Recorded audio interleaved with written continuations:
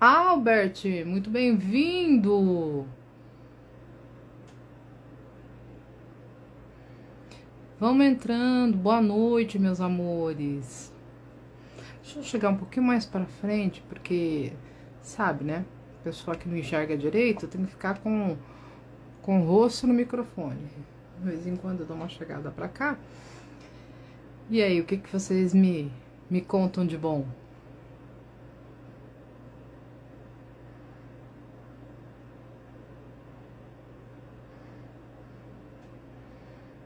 Gente, eu quero falar aqui hoje sobre um tema que tá preocupando muitas pessoas, não só aqui do Brasil, mas fora. Então, a gente está formando um grupo, eu e umas advogadas, e para discutir uma live para o mês que vem, para falar sobre esse tema e mais outros temas. E hoje quem vai estar aqui com a gente é o Coronel Roberto, que também é advogado, que também é psicólogo, para tentar fazer com que a gente entenda um pouco isso tudo que está acontecendo. Porque isso tudo que está acontecendo é uma coisa que não é inconcebível, não entra na cabeça da gente. Parece que é uma coisa que é totalmente fora da realidade, mas infelizmente está acontecendo. E muito, aliás, é fora do normal, fora do padrão, fora de tudo.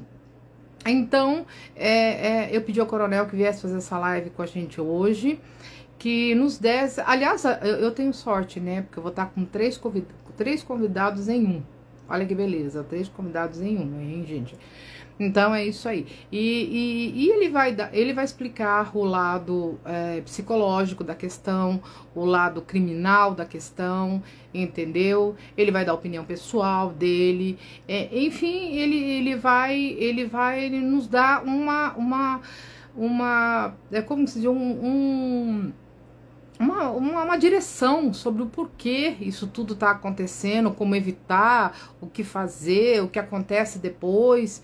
Enfim, é isso que é o tema dessa live de hoje, sobre essas atrocidades. Enquanto eu preparava a live hoje pela manhã,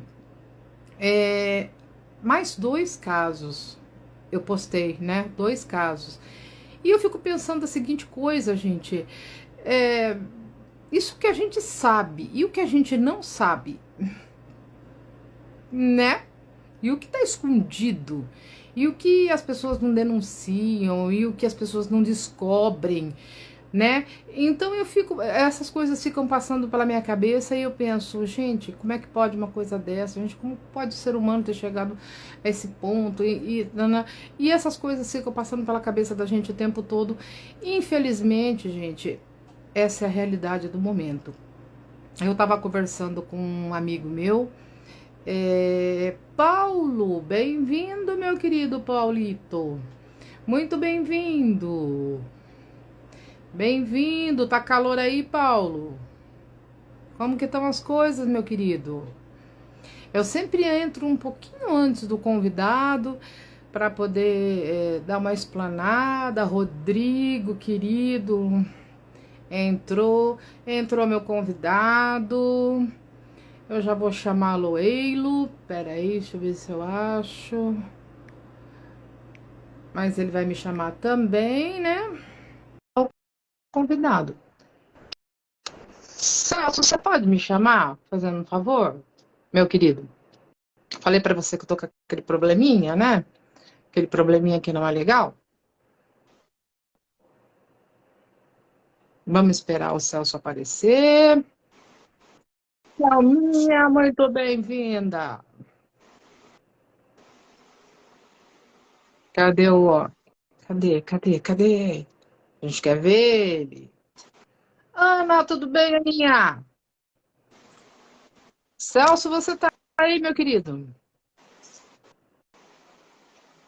Pô, eu tô aí, você tá me escutando? Eu tô escutando você, mas não tô te vendo, meu amor. Eu vou tentar. Kate, muito bem-vinda. Roberto.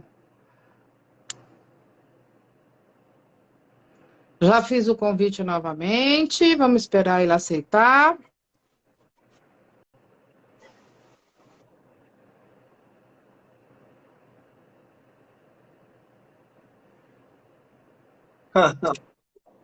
Cadê você, meu querido? Abre tua câmera. O povo tá entrando.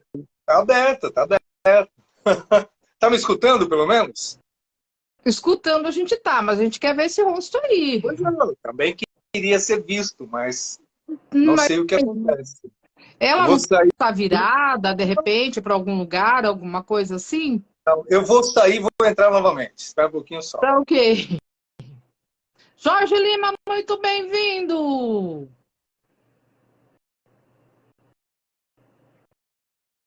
Beth Carvalho, muito bem-vinda!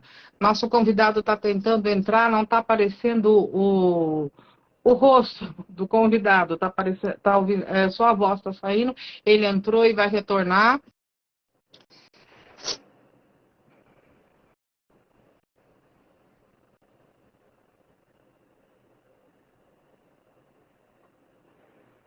Muito boa noite para vocês, gente. Esse assunto. Bang Palhaço, como é que você tá? Tudo bem? Fazia tempo que eu não via vocês aqui, hein? É que faz tempo que eu não tô. Tava parada com as lives, agora voltei.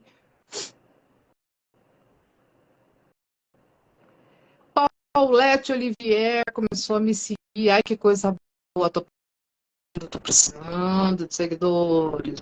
Obrigada, viu, querida? Rosana, Celcito me chamando aqui. Aceitei.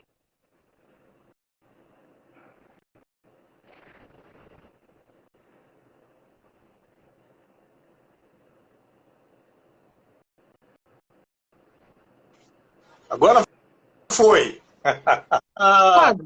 Agora foi. Lembra que eu falei do defeitinho? Pois é, que você tinha que me chamar também. Lembra que eu te falei isso? Pois é, e a galera entrando. Eu te chamei. Beth Carvalho tá aí com a gente. Beth Carvalho. Já falei para você. Presta atenção, olha. Celso é por sua conta. Eu não tenho nada de Celso. Você insiste, persiste. Eu sei. Eu só me dei conta. A galera vai embora. Se você começar a chamar de Celso, o pessoal vai embora achando que é um fake. Viu? Deixa eu te falar. Não, mas falado. Depois que eu falei, deixa eu corrigir. Falo o Roberto para ele não brigar comigo. Meu amigo, olha só, o tema é muito sério. E como ele é muito extenso, é muita coisa, eu estava falando para a galera agora a seguinte coisa. Enquanto eu preparava na parte da manhã a nova chamada, mais 3 casos eu postei. Então, o que acontece? Elisângela, muito bem-vinda. Opa, tá chegando gente. E o que acontece? Eu não tô conseguindo, gente, eu tô com um problema na minha internet, eu não tô conseguindo acenar para todo mundo, mas muito bem-vindo, tá? Muito boa noite. Então, o que acontece? Mais 3 casos. Então, eu tava comentando com a galera a seguinte coisa. Isso, Edmilson, bem-vindo, Edmilson. Isso que a gente sabe, isso que a gente descobre, isso que tem denúncias, fora os que a gente não descobre, que não tem denúncias. Então, eu falei que eu tenho 3 convidados em um. Hoje eu tive sorte. Eu tenho um coronel, eu tenho um psicólogo e um advogado. Então, eu dei a opinião dele em todos os sentidos. O que acontece? A seguinte coisa. Faça para nós, para que as pessoas que não são daqui, Pedro Carvalho, muito bem-vindo. Para que um breve relato da sua carreira, para a gente já entrar nas perguntas e começar a falar sobre o tema. Fala sobre como você. Para a gente já entrar no tema, pode ser? Tá bloqueando um pouquinho, tá? Mas você entendeu? Entendi a pergunta. Bom, você já resumiu praticamente, né? Não vamos falar muito, alongar muito sobre mim. Quem quiser dar uma olhada no meu perfil, tem lá um bio interessante, mostra algumas coisas que nós fazemos. Mas você resumiu, eu sou um coronel da reserva da Polícia Militar. O que é reserva? Eu posso ser convocado como oficial posso ser convocado, seja para um tribunal, seja em tempo de guerra, eu posso ser convocado para voltar à ativa. Então, por isso nós somos, os oficiais passam para a reserva e não são aquela aposentadoria definitiva. Mas, de qualquer forma, isso é difícil de acontecer, então eu sou, para a maioria, para entender, sou um coronel aposentado. Tenho a minha formação jurídica, a formação em psicologia, trabalhei em outras áreas, também da comunicação, faço um trabalho, eu sou piloto de helicóptero, de avião, ou seja, eu sempre busquei o conhecimento como uma fonte de motivação. Então, o conhecimento, para mim, é fonte de motivação e eu sou completamente motivado. E esses assuntos, eles permeiam o meu dia a dia. Seja como experiência na minha carreira policial, que nós nos confrontamos com violência de todos os tipos, inclusive a violência doméstica, seja num conceito do que acontece com as pessoas emocionalmente. Nós estamos adoentados emocionalmente, e aí não são só essas vítimas, somos todos nós, de alguma forma. Aos poucos você vai entendendo que todo mundo tem um probleminha, não dorme direito, não come direito, tem ansiedade demais, de repente às vezes está um pouco deprimido e essa depressão não passa, ou seja, todos nós acabamos apresentando sintomas de um incômodo emocional psicossomático, que são dores de cabeça que você não sabe de onde vem. Então, por mais que nós queiramos focar em outras pessoas, isso convive conosco, inclusive a violência. A violência acontece conosco. É muito possível que cada um daqueles que estão nos acompanhando, que na sua história tem um tipo de violência. Seja uma perseguição, hoje nós temos, infelizmente, os stalkers, que a gente quer ter uma privacidade e acaba não acontecendo. Daqui a pouco chega alguém aqui e fala alguma coisa, porque ele descarrega emocionalmente em cima de alguma coisa que não agrada. Ao invés de ir embora, de não participar, a pessoa faz questão de demonstrar o seu descontentamento. Isso é um tipo de violência que permite que o programa, que a nossa live seja alcançada por todas as pessoas, ou que já convivem com essa realidade, ou que conhecem alguém que convive. Tá. Eu vou chegar nesse ponto da pergunta aí, meu amigo. Porque o que acontece? A violência, ela não é só física, ela é psicológica também, né? A gente já falou sobre isso algumas vezes. Eu tenho perguntas aqui. A pergunta de uma advogada. Ela fez a seguinte pergunta. Vamos começar rapidinho. Primeiro sobre as crianças. Como perceber os sinais de que elas estão sendo abusadas? Elas não comem, elas não vão bem na escola, elas ficam quietas. Como que se percebe isso? Antes de fazer alta... Ô, minha amiga, entra aí. Como que você percebe que seu filho não está bem? Oi, tudo bem? Boa noite. Como que a pessoa pode perceber que tem alguma coisa errada? E o que faz as pessoas terem medo de fazer a denúncia? Bom, vamos responder a primeira parte, que é justamente como perceber. Né? Nós temos 5 tipos de violência que são comuns nos relacionamentos. É a física, que é mais escancarada, porque deixa sintomas normalmente. A psicológica, que talvez as piores, mas ela não deixa marcas de imediato. As marcas são emocionais, às vezes demora muito tempo para se perceber. Você tem a violência moral, também chamada de intelectual, é aquela da diferença entre as pessoas. Um é opressor, o outro é oprimido, e a pessoa acha até que tá bom, então mulher minha não trabalha. É aquele tipo de coisa, é uma violência muito séria. Ou você não é formado, eu sou, você não tem qualificação. Isso é uma violência moral, não é psicológica ainda, é moral. Porque isso aí não fica escancarado, a pessoa acha que está certo, os dois acabam às vezes achando, eu tive filho, não vou poder trabalhar. E você tem a violência sexual, que alcança as crianças como vítima e as mulheres, nós vamos falar um pouco, e a financeira. Olha, quanto tipo de violência. A financeira também é muito séria e muitas pessoas não saem das violências anteriores por causa dessa questão financeira. Então, o quadro é muito amplo. Como você focou na criança, primeiro, não é difícil de perceber a mudança de um padrão. Agora, para perceber um padrão, a pessoa precisa conhecer a criança. Então, vamos imaginar nos dias de hoje que pai e mãe trabalham, que deixam a criança sendo cuidada por avô, por avó, por um empregado, quem tem mais condições coloca uma babá, mas as crianças estão sentindo a ausência dos pais. Antigo padrão familiar em que a mãe ficava em casa, e o pai era o provedor, mudou nas últimas décadas. Então, a criança não tem acesso à família, pai e mãe, muito cedo. É comum nas escolas infantis as crianças terem ou só pai, ou só mãe, ou nenhum dos dois. Então, quem é que vai perceber algo em alguém que não demonstra uma característica? Os pais não percebem o padrão porque não conhecem a criança. Pegam o celular, enfia na criança, ou um computador, isola no quarto, para a criança que tem um problema, ficar isolado é um cenário maravilhoso, então você não vai perceber, ou vai levar muito tempo para perceber, enquanto pais. Olha que dificuldade. O pai que tem um compromisso, e aqui o pai e a mãe, né? Os pais que têm um compromisso não percebem ou levam muito tempo, e quando percebe, a questão já está muito aprofundada, então é um cenário muito complicado. Muito... Aí o professor na sala de aula tem 20, 30 alunos. Ele sequer consegue administrar a sala de aula. Imagina individualmente a criança. Então o pai não percebe, o professor não tem um padrão, fica daquela forma. A estrutura das escolas hoje, no processo de relacionamento, de proximidade, ficou muito ruim também. Nós sempre falamos do processo educacional carente ou deturpado, não vou nem entrar nesse cenário.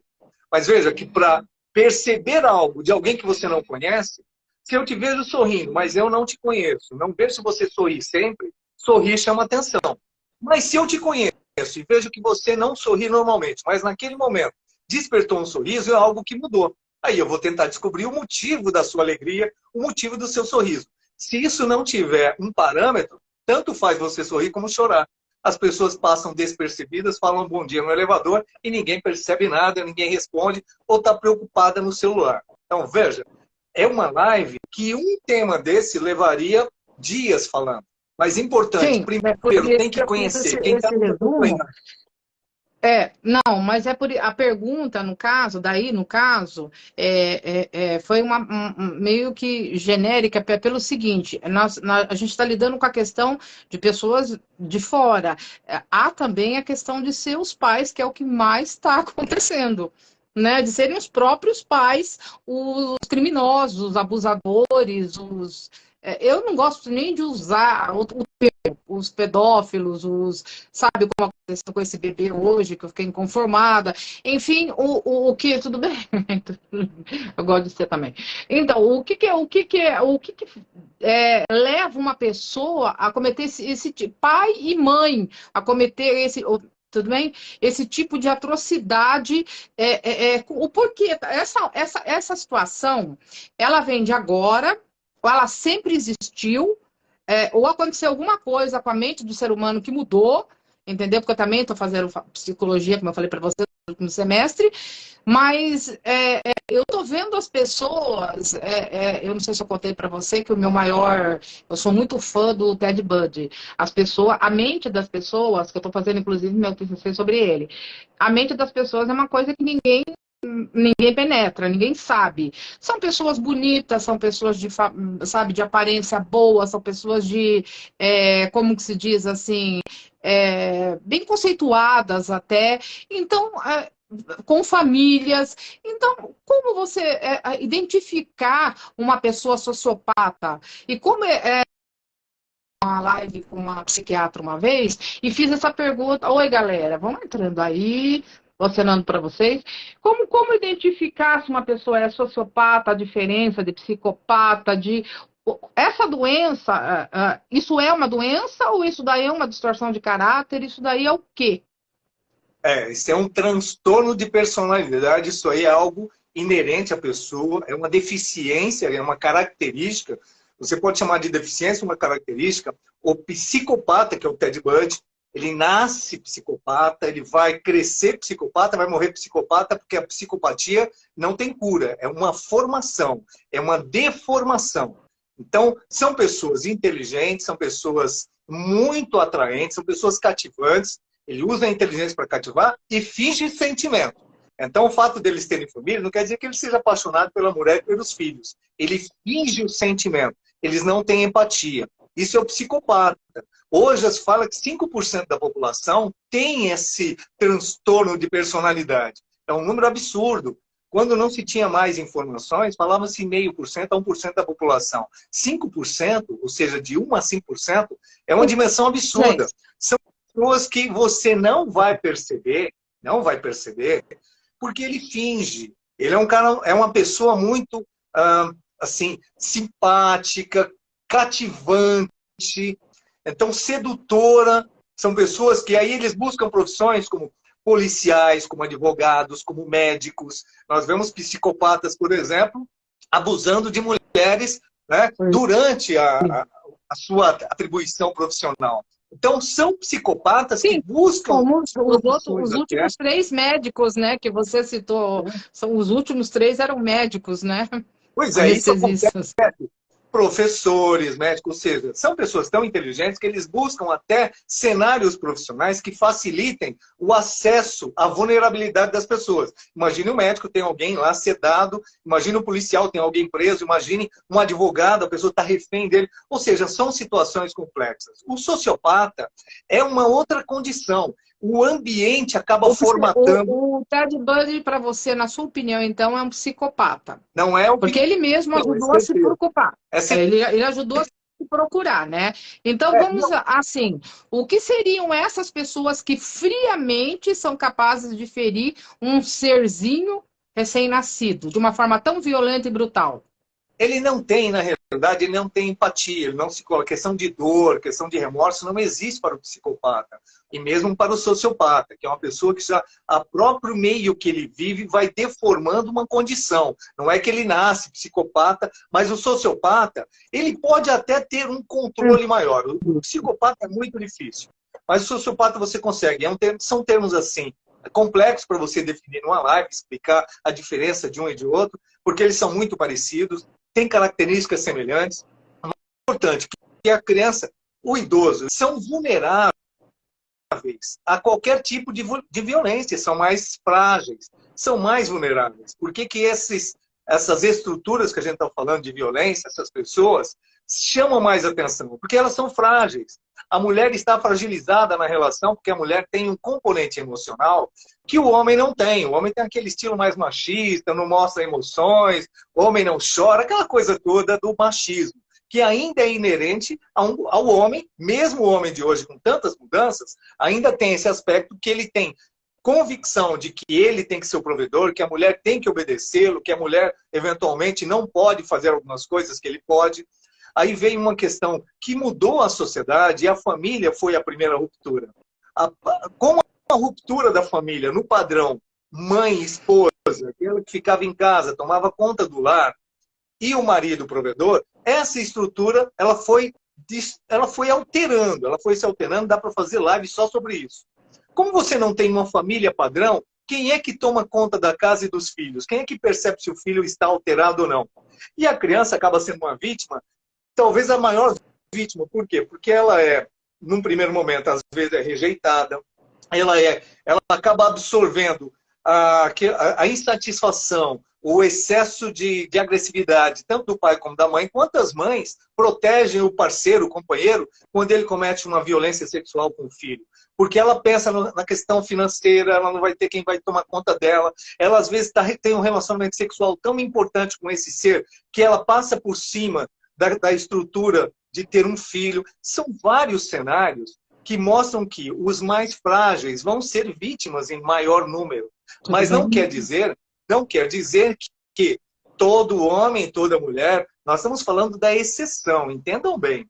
Só que a violência doméstica, por exemplo, violência contra a criança, contra a mulher e contra o idoso, 70% dela acontece dentro de casa. E aí você fala, meu Deus, então quer dizer que as famílias estão... É a fonte, por quê? Porque é onde você tem a proximidade. Se você está na rua, está na escola, você vai, estuda e volta para casa. Você vai na rua, vai para algum lugar e volta para casa. Mas em casa você come, bebe, dorme, toma banho, acorda. As pessoas estão ali. E os conflitos, imagine só, a pessoa que tem um bebê, que ele chora o dia inteiro. Aí a vizinha chega num determinado momento na casa da pessoa, a pessoa já está o dia inteiro escutando choro e grita com a criança, para de chorar. Para o vizinho que escutou naquele momento, ou para a vizinha, é um absurdo você gritar com a criança, porque ela só escutou o choro naquele momento. Mas, para quem está o dia inteiro, não, já está no limite, o copo está cheio. Para vizinho, o copo está vazio. Está no meio do copo, mas para quem está convivendo, pela proximidade, o copo está cheio. Isso acontece nas relações maritais, acontece nas relações com os filhos, com os mais idosos, que necessitam. O idoso, dependendo da idade que ele tem, da condição que ele tem, ele vira uma criança, ele precisa de cuidados, às vezes, acho que uma criança. Ele perde a noção das coisas, tem dificuldade de locomoção. Então, veja que esse tipo de violência continuada, com essa violência emocional, eu já não suporto mais. Por isso que você vê muitas pessoas que colocam os idosos em asilos, as crianças deixam em qualquer lugar, colocam no quarto, e que fique quieto no quarto, porque eu já não aguento mais. Isso veio com a família sendo desestruturada, e no processo sequência veio a educação. A falta da família como base, a falta da educação como modelo de interação social, fez com que esses atos de violência ficassem cada vez mais, talvez assim, mais graves. Sempre houve violência, sempre houve. Mas na forma que é hoje, não. Porque nós temos um componente, André, que é muito importante. Você tem agressividade, eu tenho agressividade, todo mundo tem agressividade como uma forma de defesa ou de demonstração que eu não gosto de alguma coisa. Eu fico nervoso, não gostei. É uma forma espontânea que o organismo tem para demonstrar algo que você não se agradou ou para você se defender de alguma coisa. Você precisa dessa agressividade. O que controla a agressividade? Batentes morais, sociais, religiosos, familiares. O que são batentes? Olha, não faço isso porque é pecado, não faço isso porque meus pais não querem, não faço isso porque não está certo, não faço isso porque posso ser punido. A geração de hoje não tem o pátrio poder como limitador. Pai e mãe, eles tratam como se fosse... Por quê? Porque o pai não se afasta, no espaço que você abre, qualquer um toma conta. Aí o filho cria um cenário só dele. Os pais estão distantes, tem que se aproximar. Quando você tem pai e mãe que tem essa condição, a sociedade não pune mais ninguém. Tanto que o criminoso hoje tem mais proteção do que a vítima. Aí você fala em inversão de valores, dá para fazer um programa só sobre esse aspecto. A quem interessa fazer esse tipo de coisa? Se você dá ao criminoso, que deveria estar sendo punido, ele é a vítima da sociedade, eu não tenho punição social, as pessoas se afastam de Deus, a família deixa... Ou seja, a minha agressividade vira violência o tempo todo. Aquilo que eu conteria, que eu seguraria, porque eu tenho batentes, e eu tenho, você tem, mas muitas pessoas não têm. Então, ela não tem nenhum sentido no momento que ela deseja. E aí, mesmo que seja um ato de violência. E aí serve como qualquer vítima. Pode ser uma briga no trânsito, pode ser o filho em casa, pode ser a esposa ou a companheira ou o companheiro, acontece também de ambos os sexos, não é só o homem que é o autor dessa agressividade. Todos nós convivemos com isso. A gente perde a cabeça muito facilmente. Né? E você não tem, com essa condição, só para terminar esse arcabouço aqui, a sociedade como uma repressora dessas atitudes. Ou seja, fazendo ou não fazendo, eu não tenho repressão, eu acabo fazendo. Tá, um adendo a isso. Então, quer dizer, então, que o ditado popular, nós somos frutos do meio, tá valendo, então. Porque a educação começa em casa, então, e não na escola. Porque, agora voltando lá no começo, que você falou bastante, né? Então, voltando lá na parte da mulher. Na parte da mulher, tem duas questões aí. Tem pessoas que falam assim, mas você deveria ser feminino, não sei o quê. Olha, eu acredito que eu sou defensora da mulher, porque eu sou mulher. Mas tem um detalhe, as mulheres pediram por muitas coisas, ou seja, foram lá queimar o sutiã na praça, eu quero votar, eu quero fazer isso, eu quero pagar metade da conta, eu quero fazer, eu quero acontecer. Então, direitos iguais. Agora, violência, não. Nessa parte, muito bem-vinda, nessa parte eu queria fazer esse adendo. Muitas coisas são colocadas, até porque eu vi no Facebook esses dias, a mãe está atrás das grades porque não pagou a pensão dos filhos. Isso é justo? E todo mundo fazendo campanha contra. Bom, é justo. Se é justo para o homem pagar a pensão, é justo para a mulher pagar a pensão também. As mulheres pediram por isso. Isso é uma coisa que eu concordo, que eu sou de acordo. Você entendeu? Eu não queimei sutiã em lugar nenhum, mas eu sou obrigada a pagar para quem queimou. Você concorda comigo? Então, eu penso a seguinte coisa sobre esse assunto. Criança, idosos, Agora vamos para a parte da mulher, que eu queria te fazer uma pergunta que não quer calar. Eu tenho um amigo americano, um ator que eu entrevistei há pouco tempo, Elaine. E o que que acontece? Ele até mandou mensagem hoje, eu achei uma mensagem assim. Ele fez um filme chamado Gone, chamado, aqui no Brasil é 12 horas. Eu não sei se você assistiu esse filme. Assistiu, né? Não tem uma parte que os policiais estão conversando e a policial fala pro. Queria saber se você concorda com isso. A policial fala pro outro policial. Na minha opinião, a primeira vez que a mulher apanha, ela é vítima, na segunda, ela já é cúmplice. Você concorda com isso? Porque tem dois pontos aí. Você falou questão financeira, mas isso para pessoas de baixa renda. Eu estou vendo muitas celebridades aparecendo com olho roxo, com não sei o quê, com não sei o quê, mas eu acho que não procede tanto. Assim, dá para separar essas coisas ou é tudo uma coisa só? Ou isso daí funciona para todo mundo? Ah, funciona para todo mundo. Tá cheio de rico, que se diz rico, que para manter o padrão depende da. Quando você tem as grandes separações dos grandes astros, seja do cinema, seja do esporte, as brigas homéricas que acontecem por causa de dinheiro, da divisão, sendo que parte daquilo resolveria o problema de todo mundo, mas não, cada um quer mais e mais e mais. Não é a classe social que traz a violência no sentido financeiro. As pessoas acabam dependendo para manter um padrão de vida. De repente, você está num padrão tão alto que a separação faz com que você perca isso. E você não quer perder, então você fica refém. Você não quer perder a mordomia, você vai levando. Mas se eu sair daqui, o que eu faço? A condição que sobra para aquela pessoa não é suficiente. Então, questão financeira independe do patamar. É um tipo de violência que acaba acontecendo e tornando tóxica a relação. Mas dentro do contexto que você trouxe, né, da policial que faz a pergunta, acaba sendo uma verdade. Por quê? Quando você não se posiciona na primeira vez diante de um ato de violência, principalmente da violência física, você absorve. Então, alguém que bate, você aceita? Ué, então eu posso bater porque ela aceita. Então, é importante que ninguém aceite a violência em momento algum, porque essa violência, seja psicológica, seja física, seja sexual, imagina, a esposa pode ser estuprada, basta que ela fale, agora eu não quero mais. Isso acontece muito na relação, porque o marido acha que pode ou que tem que fazer e a mulher tem que atender. Então, a violência sexual, a violência financeira, a psicológica, a moral, ela é mais comum do que a gente gostaria que fosse. A física, ela é aparente. Mas quantas vezes a pessoa diz que caiu, diz que não sei o quê, ela vai absorvendo, vai absorvendo. Aí da física vai para o psicológico, que é uma pressão. Se você fizer tal coisa, vem ameaça, vem isso, vem aquilo, eu te bato de novo. O ideal para uma relação que já não está dando certo, porque se está na agressão física, já não está dando certo há algum tempo.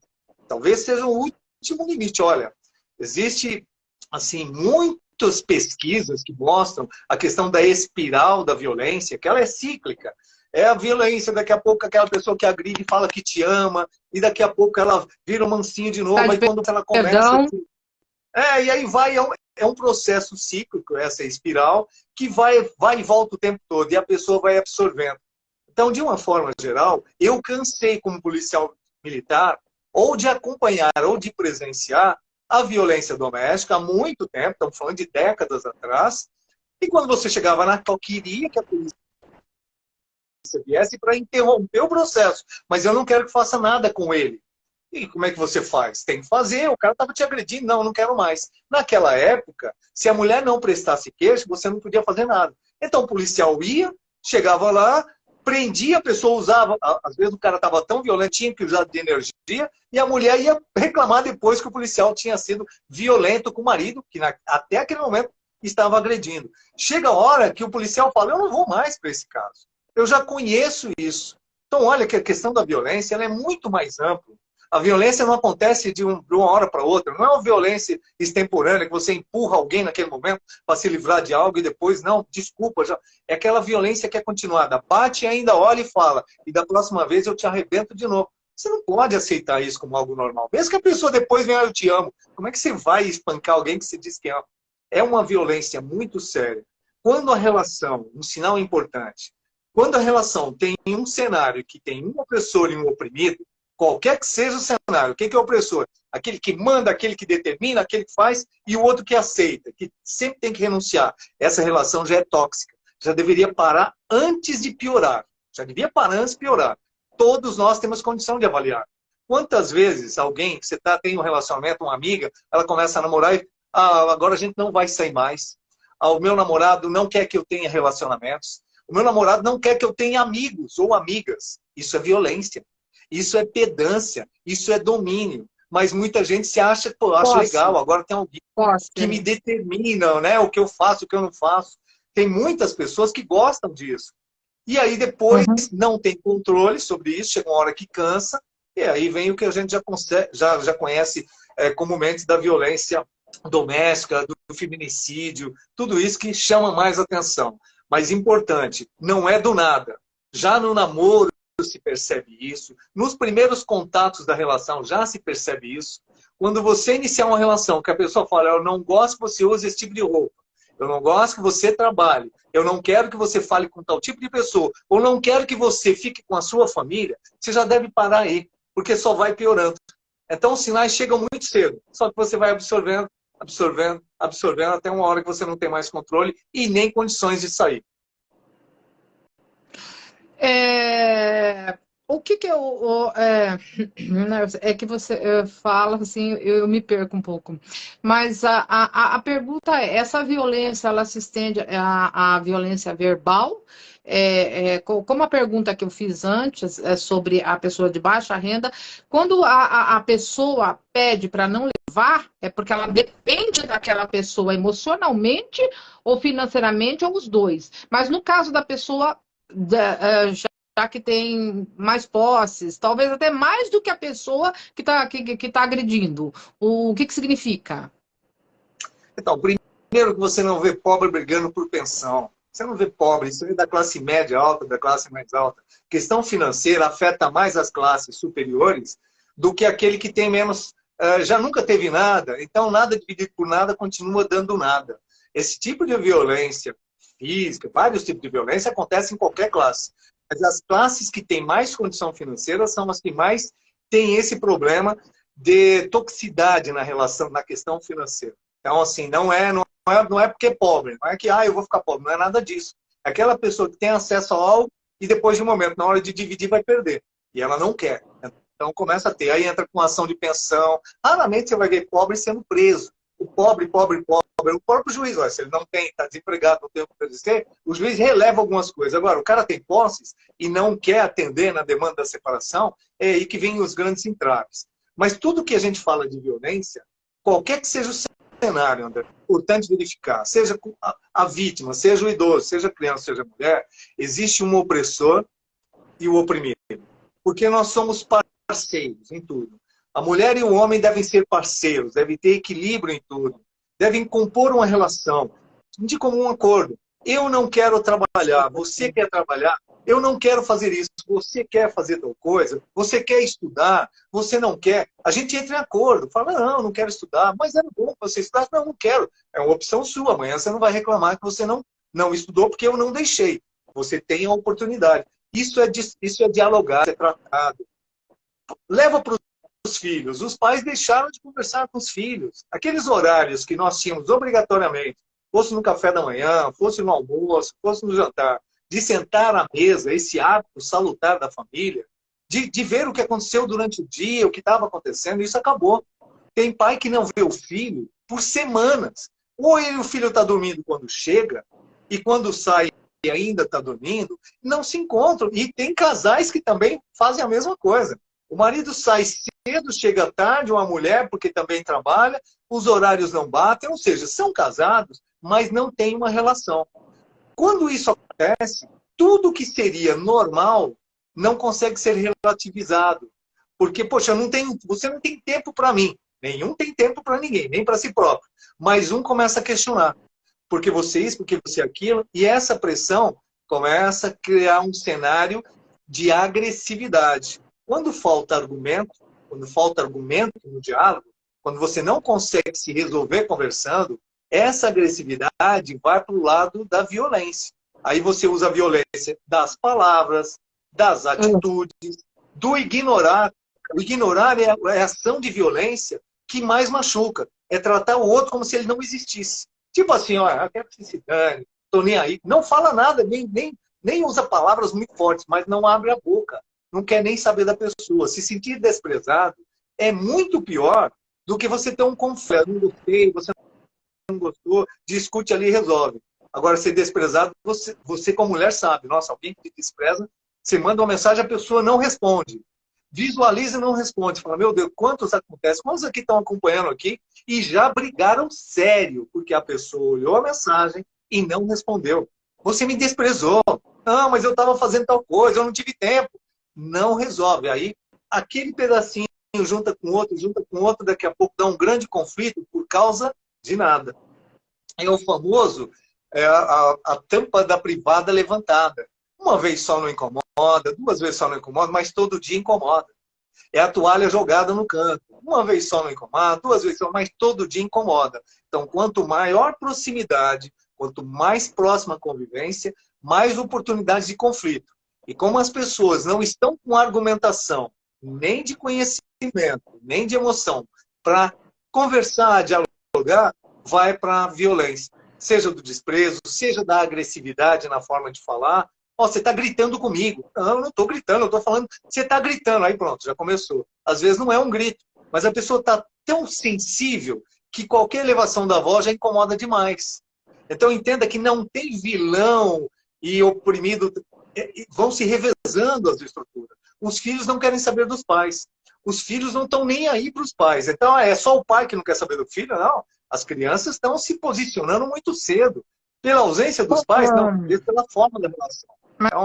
Então um cenário desculpa interromper, que está tendo um pequeno... eu esqueço o nome desse negócio quando demora para chegar, eu esqueço. É um delay. É um delay. Não é que eu estou interrompendo, é que quando eu vou falar, você demora para chegar. Então, a pergunta é o seguinte, você acha então que... Vamos entrar numa pergunta política agora. Eu não sou política, hein? Pelo amor de Deus, não começa. Não sou. Mas esse tipo de coisa, será que não veio um pouco das leis que mudaram? Porque você veja bem, uma criança, a gente viu há pouco tempo, chamou a polícia porque a mãe castigou ela, deu um tapa nela, no bumbum dela, chamou a polícia. A polícia meteu lá falou lá com a criança, um discurso lá e foi embora. Porque a mãe estava tentando educar o filho. Hoje em dia isso não pode. Havaianas tem a marca registrada, né, lá. Oi, tudo bem? Então, assim, o que eu estou te perguntando é o seguinte, um pouco não é culpa das leis que mudaram, da sociedade, porque, você veja bem, as escolas eram diferentes. Hoje você vê, assim, professores enlouquecendo, criança quebrando escola, quebrando patrimônio público. A gente tem que levar em conta até o que aconteceu em Brasília. Vamos levar em conta até o que aconteceu em Brasília, tá? Não criança, até adultos. Criança quebrando o material escolar, computador, quebrando tudo isso. E o professor não podendo colocar a mão. Né, tendo que ficar, não, para, e ele chegando a ponto de agredir uma criança, que é agredir o professor, que eu vi há pouco tempo, e ela não podendo se defender. Quer dizer, é justo isso? Se na nossa época tinha humilho, de costa para lousa, você vai estar de castigo, você está suspenso, você está ferrado pro resto da vida, você vai apanhar. Então, assim, o chinelo, assim, era 1 quilômetro de distância para te acertar. Então, assim, você não acha que tem um pouco a ver? Não é nem um pouco. O processo de desconstrução da família, da educação, da religião, que são os valores, são aqueles batentes que eu falei no início da minha conversa, vem de uma influência estatal muito determinante. Então, quando você cria cenários que dificultam a administração do pai, porque a educação começa em casa sempre, ou deveria. A escola não é estrutura de formação, é de interação social e apresentação, disponibilização de conhecimentos. Mas educação começa em casa. Se em casa eu não tenho educação como cenário, E a diferença de crianças que têm educação em casa e daquelas que não têm, a escola não vai suprir, jamais, não supriria há décadas atrás, como nós falamos. Porque a educação em casa, eu fazia ou não fazia, porque meus pais me orientavam, me ensinavam. O professor só mantinha, era só isso. Nenhum ser pode suprir um pai e uma mãe no processo educacional. Nenhum professor, ninguém. É o pai e a mãe. Se o pai e a mãe não estão fazendo, não vai ser um professor que vai corrigir isso. E aí passa da educação de casa, da formação interativa da escola, que seria um ambiente mais saudável para interagir, e a pessoa vai interagir direto na sociedade. São crianças que não passam pelo pátrio poder, não passam pelo exercício interativo da escola, e já vai direto para a Ana Paula Aquinos? Ah. Ela está querendo entrar, você quer permitir? Não? Deixa para dar outro dia? Não, para mim não tem problema. Não, ela pediu para subir. Aí eu só subo se você permitir. Aí não, é com você. Para mim não tem problema. Não, é porque, se for conhecida, não é conhecida minha, né? Não é conhecida minha. Então eu só deixo subir se for às vezes conhecida. A pessoa aperta sem querer. Às vezes é sem querer, né? Então só confirma com ela, manda uma informação aí se ela realmente quer entrar ou se foi sem querer. Às vezes acontece, né? De você apertar. Ela vai responder entrando ou não. Vamos ver então aqui. Ela vai responder para você, a gente aguarda. É o seguinte. Ativou o vídeo, eu acho que ela vai querer falar assim. Vamos ver o que ela... Saiu. Não vai querer falar. Então tá. Roberto, o que acontece? Coronel, a pergunta é a seguinte, agora que não quer calar. O que você acha... Ah, tá. O que você acha que tem que ser feito para resolver isso? Primeiro... É claro, eu conheço você, conheço sua índole, né? Votei em você, mas eu não estamos aqui falar em política. Eu estou aqui para fazer uma live para você sobre os problemas. Mas o que você acha que está faltando? Brasil, tudo. Mas no momento, o mais urgente que precisa ser feito. Primeiro, não é o Estado que tem que intervir no processo educacional, da formação da família, nem da estrutura de educação, que eles cada dia mudam o conceito. Não é a política. Quanto menos interventor for o Estado, melhor para a sociedade. A sociedade, ela se resolve. O Estado não tinha que intervir de forma alguma. O problema é o Estado interventor, que quer decidir se isso pode, se isso não pode, se a criança pode isso, não pode aquilo. O Estado interventor é o que trouxe um grande problema. O que fazer? Voltar para a família. A família é a base da sociedade. A família é a base, é a célula máter de uma sociedade. Enquanto nós não recuperarmos a família, e isso não depende do Estado, depende de nós. Vamos resgatar aqueles valores que nós tínhamos. Vamos resgatar a vida em família. Vamos exigir da nossa formação, da nossa prole, aquilo que ela tem que ter. Hoje os filhos, eles acham que podem tudo e não podem, mas a culpa é dos pais que são excessivamente provedores. Os pais não põem limites, não definem limites e dão demais. Esse é um padrão das últimas 2 décadas. Dão demais. Nós temos crianças aí de 30, 35 anos que estão morando com papai e mamãe e achando que não tem que sair de casa. Continua infantilizado. Que a mãe tem que fazer comida e colocar na boca. Olha o que aconteceu com essa deturpação social. Quando a gente fala em violência, a violência é só um cenário, é como uma dor de cabeça. É como uma febre, é uma reação do organismo social que, olha, eu tenho um problema. Dor não é problema, febre não é problema. O problema eu tenho que investigar. A violência não é o problema, é a demonstração, é a febre. A violência que está acontecendo é a febre. O que eu tenho que resolver? A doença. E a doença foi estipar a família, foi acabar com as relações, com as vizinhanças, com os amigos. Hoje, para você conseguir reunir um grupo social e as pessoas se entenderem, basta ver as mídias que a gente tem. É um confronto diário.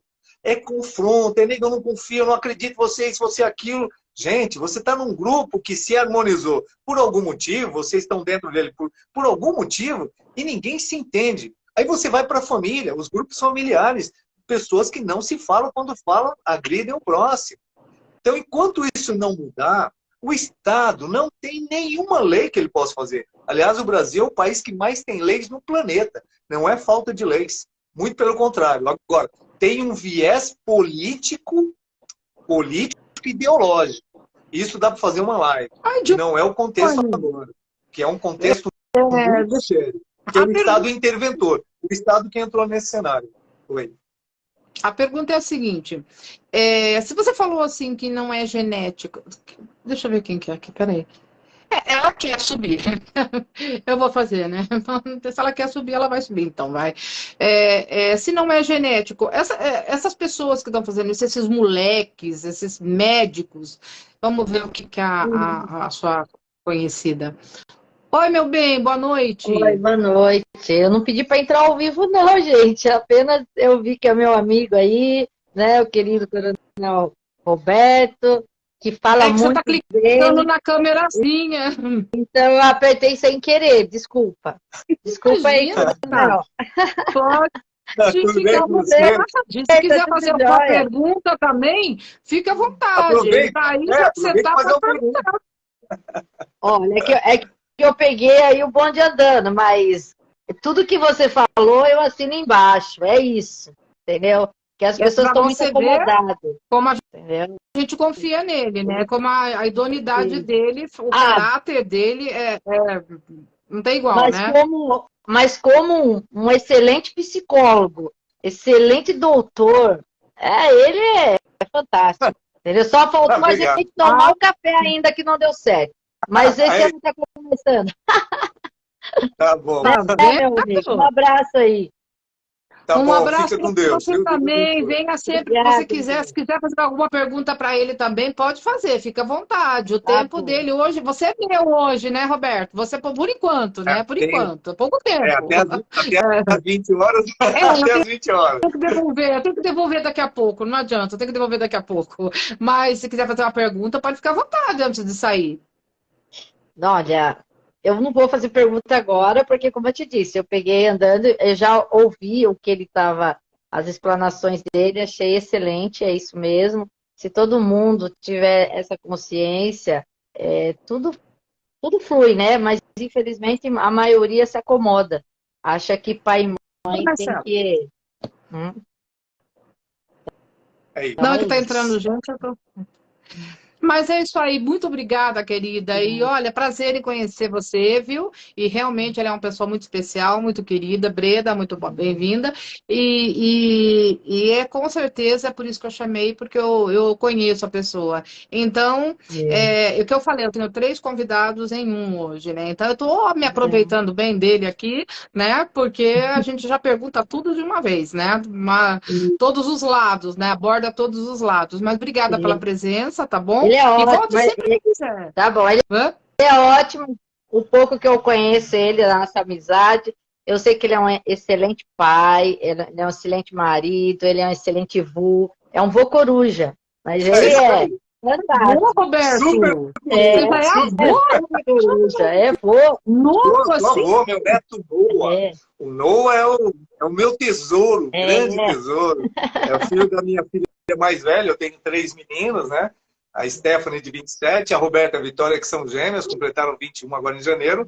E o Noah, 3 aninhos, em abril ele completa 4 aninhos. Então, é o meu celeiro de grande alegria. Deus, que alegria, gente, que amor, né? Mas é isso mesmo. Nossa, nem fala, não. Criança é para alegrar mesmo, né?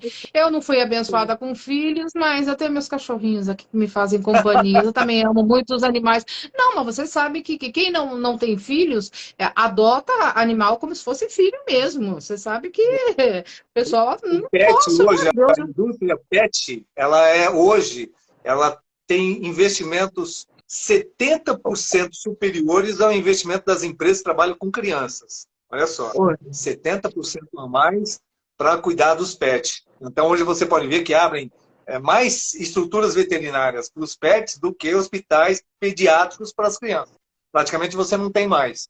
O especialista pediatra está desaparecendo. O veterinário tem sido incentivado cada vez mais como um profissional de importância para o dia a dia social. Então, é uma realidade. A gente tem que entender que é importante, ambos são importantes, mas hoje o enfoque dado aos pets tem sido maior, pelo menos na questão comercial. Mas eu acho que era para que é porque antigamente tinha muitos maus tratos, né? O pessoal teve que fazer muitas petições, sabe? Lá na China comiam, hoje já não come mais. Não, Então o continua, pessoal que ama os animais foram correndo continua comendo. O atrás. problema, a Hum, violência dos animais, ela continua, a violência contra as crianças. A empresa, o que acontece com o comércio? É o que dá dinheiro. É o que dá dinheiro. Não tem pessoas fazendo trabalhos benevolentes. Eu estou ajudando, nada disso. São poucos órgãos que fazem esse trabalho. Tem muitos animaizinhos maltratados, abandonados. Então, não é essa questão. Isso a gente faz uma live futura aí falando desse assunto. É um assunto importante. Os petzinhos são importantes, são muito maltratados. Porque quando você pega um pet, deixa dentro de casa, ele passa o dia inteiro lá e você gasta, faz, mas deixa o dia inteiro ele dentro de casa, isso é um crime. E isso acontece todos os dias. Os apartamentos hoje, que não cabem pessoas, têm animaizinhos de estimação, que a gente diz que parece um ursinho de pelúcia.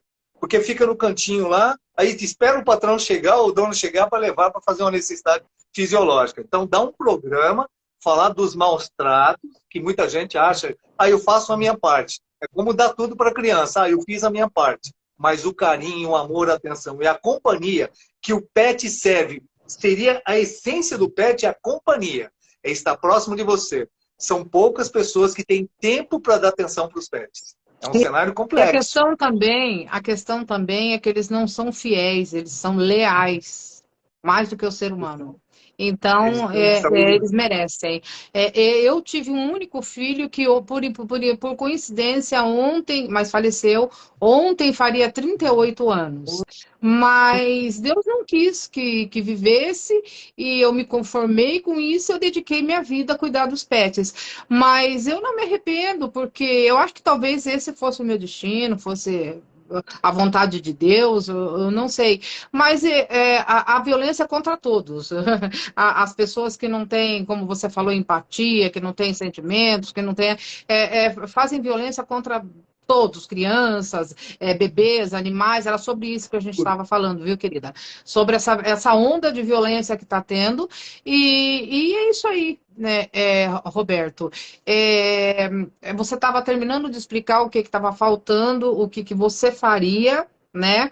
Se você pudesse fazer alguma coisa para mudar isso, o que você faria? Olha, eu faço, porque eu fazendo o que eu acredito, no meu cenário, é a história da andorinha. Ela sozinha não vai apagar o incêndio na floresta. Mas a gotinha d'água que ela foi buscar é um primeiro passo. Se nós tivermos outras andorinhas, ou milhões de andorinhas, nós restabelecemos, vamos apagar o fogo e vamos recuperar a nossa floresta que estava sendo dizimada. Nós precisamos fazer a nossa parte. Qual é a atenção que nós damos para o nosso próximo? Nós só temos o dia de hoje. Nós só temos o presente. O passado e o futuro, eles não têm mais nenhum tipo de sentido se você não trouxer para o presente. Se o passado você trouxer dele os momentos bons, importantes, o seu presente está bom. Se trouxer o que é ruim, o seu presente fica ruim. Se você tentar dar um pulo no futuro e ficar pensando em coisas ruins, o seu presente fica ruim, que é um ansioso. Um é o deprimido, que só traz do passado o que não presta. O outro é um ansioso, que só busca no futuro o que não quer. E sendo que o presente é a única coisa que você tem, a única forma que você tem de viver. Então eu faço. O que eu tenho que fazer, eu não fiz antes, não importa, comece hoje. Comece a dar atenção. Comece a conversar com o seu filho, quem tem filho, com o seu amigo, se tem amigo. Dê atenção ao seu pet, se você tem pet. Reveja o que você está fazendo. Quantas pessoas passam o dia inteiro fora e tem o seu petzinho em casa e acham que está fazendo um grande negócio? Agora, substitua o pet e põe um filho. Quantas pessoas deixam o filho o dia inteiro na escola? Mas eu tenho que trabalhar. O que você tem que fazer não é um problema que eu tenho que resolver. Agora, o que você trouxe para você quando você teve um filho é responsabilidade sua administrar. Agora, se você deixa isso para alguém, se você terceiriza, você não pode cobrar depois. Então, o que nós podemos fazer? É fazer o que nós temos que fazer e todos nós podemos. Todos nós podemos exercer vários papéis. De marido, de pai, de filho, de administrador, de amigo, de chefe, de patrão, de empregado. Nós somos ecléticos. Você não pode abrir mão de responsabilidade por um compromisso que você eventualmente quer assumir ou assumiu. Tem gente que precisa trabalhar, mas tem gente que deixa filho na escolinha, sabendo que ele não vai ter acréscimo nenhum só porque precisa de tempo para ir para academia e passa o dia inteiro na academia. Ah, mas você conta? Não, eu sou totalmente a favor. Se você tiver tempo e não tiver abrindo mão de alguma coisa. O filho é uma responsabilidade enorme. Tanto que tem muitas pessoas, hoje 30% das mulheres sequer querem ter filhos, porque acreditam que o que ela busca é diferente da responsabilidade de ter filhos. Agora, quem tem, por qualquer motivo, tem que tomar conta, tem que se entregar, tem que se relacionar, porque aí você vai ter um padrão de quem é aquela pessoa e vai perceber mudanças facilmente. Se ele entrou na droga, ou se está entrando e por quê, se ele está na bebida exagerada. Quantos pais estimulam os filhos a consumirem coisas que vão fazer mal depois? É o pai que tem bebida em casa e toda hora está bebendo na frente do filho, ele está estimulando. É o pai que fuma na frente do filho, ele está estimulando. Ah, Roberto, mas isso sempre mentira. Pai e mãe não fumavam na frente dos filhos. Aliás, não fumavam, o companheiro não fumava na presença do outro companheiro se ele não gostasse. Existia um padrão e sempre existiu o fumante. Sempre existiu. O grande problema de muitos filhos é acompanhar a realidade alcoólatra do pai. Sofre para o resto da vida por ver as condições que o pai ficava depois de beber. Então é muito forte isso dentro de um cenário familiar. Então a gente tem que tomar cuidado. Quer beber, quer fumar, quer fazer, mas faça de forma discreta, ponderada, porque os filhos vão imitar. Os filhos vão buscar como modelo aquilo que ele tem mais próximo. Então é responsabilidade. Pai e mãe que ficam brigando o tempo todo. Eu nunca vi meu pai e minha mãe brigarem. E eles tinham conflitos, só que resolviam longe dos filhos. Mas filho que vê pai e mãe se batendo, brigando, um ofendendo o outro, a primeira coisa que ele faz é repetir. Aí quando ele tem uma relação, o modelo que ele viu em casa, ele vai aplicar na relação. Tá entrando gente, eu tô cumprimentando aqui. Viu, Roberto, eu acho engraçado que, acho que eu sou um pouquinho mais velha que você, e eu fico pensando assim, né, nós vivemos, nossa época é anos 80, né? Anos 70, 80. Então, eu fico pensando assim, foi na época da liberdade sexual, liberdade das drogas, Beatles, nananana, e você pensar assim, eu acho tão diferente, né? Você pensar assim, Mas né? não foi. Isso aí é como o feminismo. O feminismo foi um modelo de algumas pessoas. Eu nunca conheci feminista na minha época, muito, muito pelo contrário. Começaram na década de 70 e eu nunca vi uma feminista. É como hoje você falar que a mulher queimando o sutiã. Não tem, cadê essa mulher queimando o sutiã? Eu não conheço nenhuma, não conheci nenhuma. Um modelo que tentou se implementar na sociedade e que muitas pessoas, por falta de informação, querem copiar, mas não tem o menor sentido do que é. Queimar sutiã, o que é isso? Isso é uma excrescência, eu não vou entrar nesse mérito agora. Talvez quem chega agora na live ache que eu estou falando de um... E não é. Feminismo e machismo são a mesma coisa. São a mesma coisa. Só os polos são diferentes, porque são extremos. O extremo não nos acerta em lugar nenhum. Você tem homem e mulher. E hoje vem uma sociedade impositiva que trouxe gêneros, 96 gêneros, um absurdo, uma excrescência. Gênero masculino e feminino, que vem depois disso, dá para você tá crescendo a falar. situação. Ontem eu ouvi uma frase e eu parei, eu fiquei pensando, eu falei assim, eu gostaria de que alguém me traduzisse isso, juro. O que você é? Como que você se define sexualmente? Ah, eu sou multissexual. Eu, Pois é. mas o que é isso? A pessoa não Né? Porque não tem, não tem, sabe? É uma coisa assim que a liberdade sexual que eu falei para você, quando eu falei de queima de sutiã, eu falei que a mulher brigou para ter a liberdade de trabalhar fora, de votar, de pagar as próprias contas. Então hoje ela tem que arcar com o que ela pediu. É como eu falei, eu até defendi, no caso, os homens que eles têm que pagar pensão, a mulher tem que pagar pensão também, não é? Ela pediu isso, gente. Então, era nesse sentido que eu estava falando para você.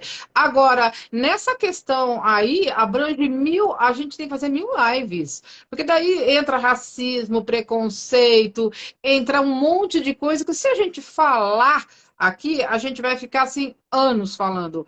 Porque são assuntos assim diversos, é muita coisa para você falar numa única live. E a Patrícia, tudo bem? Então, é muita coisa para você falar. Você pode falar o que você quiser, os anos 80 foram os melhores anos, apesar da AIDS, tudo, mas melhores músicas, melhores filmes. Inclusive, eu canto, né? Então, eu fiz o trend dos anos 90. Que delícia! Você podia brincar na calçada, não corria o risco de ser sequestrado, sabe? Você ia lá na locadora, você pegava filme para assistir se quisesse. Se quiser falar com o namorado, tinha que telefonar no telefone normal, não tinha celular, não tinha. Sabe? A internet, na minha opinião, a rede social veio para ferrar todo mundo, na minha opinião. Tá? Até o que você falou de stalkers, de um monte de coisa. É informação, é aprendizado? É. Ao mesmo tempo, é uma arma perigosa dependendo de quem está manipulando. E hoje em dia, Hoje, 90% das pessoas que manipulam é para o mal. na realidade, você dá para fazer várias lives sobre qualquer tema desse. Né? Tudo que você tem demais é difícil de administrar. Água demais, comida demais, tudo que tem demais, informação demais, as pessoas não sabem administrar, não têm a menor noção de filtrar e elas ficam se atormentando pelo excesso. E o excesso pode vir de informações boas, inclusive de informações deletérias. Dá para fazer live sobre o que é uma mídia social, qual o impacto que ela trouxe, o próprio equipamento, tudo que facilita demais. Olha, tempos fáceis criam pessoas frágeis. Paula, Pessoas frágeis criam tempos difíceis. Então, doutora quanto maior Paula. facilidade, mais você fragiliza as pessoas. É um assunto assim importante, não é para a gente deixar para um segundo plano, mas para tratar em outros momentos. A questão da Então, violência, eu acho que ficou entendível, né? Quando você Roberto, não tem batente, tudo vira eu acho violência. assim, eu estou fazendo com um amigo meu, uma vez por semana, a cada 15 dias, uma live para estar discutindo certos assuntos. Inclusive, hoje teve aqui 8 advogadas, que eu convidei as 8, estiveram aqui para te ouvir, porque elas me convidaram para fazer uma live no mês que vem para falar, porque elas estão indignadas com tudo isso que está acontecendo, que você falou, que você explanou. Então, assim, se você, a hora que você quiser, que você falou, André, vamos falar sobre tal assunto, a gente abre a live, nem precisa marcar, a gente pega e já entra ao vivo. Porque o negócio da live é o seguinte, as lives, elas são vistas depois que você posta. Aí você vai lá, 1000 visualizações, mas na hora, né, fica aquele entra e sai, aquele entra e sai, aquele entra e sai. Mas você pode ter certeza, a hora que você quiser vir, se você quiser uma vez por semana, a cada 15 dias, fique à vontade, a casa é sua. São muitos assuntos, o que você quiser falar. Eu estou à disposição para te ouvir. Você sabe que tenho um carinho enorme pelo seu trabalho, acho que você tem um trabalho bem legal. E seja sempre bem-vindo aqui, você sabe disso, né? Então, são muitos assuntos, não dá. A questão da violência, infelizmente, é uma realidade que a gente tem que lidar, a gente tem que procurar um meio de prevenção, né? E sim. Gente, sim, denunciem, né? A denúncia tem que ser feita, não adianta. Não dá para a gente se calar, né? Não dá para a gente fingir que não está acontecendo, né? Isso em qualquer situação, né, Roberto? Quem cala consente. Isso aí é um ensinamento popular, é da sabedoria universal. Quem cala consente. Então, cada vez que você se cala diante de algo que não é bom, que é ruim para você, para os outros, você não está se protegendo, você está protegendo a sociedade de alguma coisa pior, porque essa pessoa não vai parar por ali. Tá? Então, esse violento, esse agressivo, ele não para nessa família. Ele vai continuar fazendo isso no dia a dia. Nós precisamos interromper o processo. Sempre. É como você Cria-se tem. um Frankenstein, né? Cria-se um Frankenstein, Você cria-se o meu, cria, o meu, o meu ídolo lá, né? Aliás, eu tenho 2 ídolos esquisitos, né? Um é o que você sabe lá, né? O Ted Bundy, e o outro é o hacker lá, o Kevin Mitnick, que foi o primeiro hacker, né? Aquele foi o top dos tops, quando foi, nossa, era tudo, tinha orelhão com moedas ainda. Eu admiro, porque o que aconteceu? Ele era o hacker do mal e foi preso, pagou pelo crime dele, entendeu? E hoje ele dá cursos para a Microsoft. Até esses dias eu falei para ele, porque eu tenho amizade com ele, e tirei sarro dele, porque a internet ela nunca para. Ele foi invadido. Eu comecei a tirar sarro dele. O maior hacker do mundo foi invadido, né? Então, você dá risada disso. Mas é isso aí. Estou aberta para você. Eu não quero te cansar muito. Você é bem-vindo aqui. E a hora que você quiser, marca, tamo junto, tá bom? Obrigada por essa participação linda que você teve. E só tenho a agradecer. Só tenho a agradecer. Mas super obrigado, André, pela oportunidade, por esse fórum que a gente faz aqui. É legal que as pessoas vejam depois, claro, fica aí registrado, mas a interatividade, quando as pessoas têm a oportunidade de interagir, é o que acrescenta, né? Se uma das pessoas que nos acompanharam interpretar alguma das conversas, das informações, isso mude alguma coisa no seu conceito, na sua avaliação, então é bacana que a gente tem espaços assim para podermos trazer pessoas para o nosso dia a dia e poder apresentar um pouco daquilo que a gente vai conquistando durante toda essa vida, né? Então, super obrigado.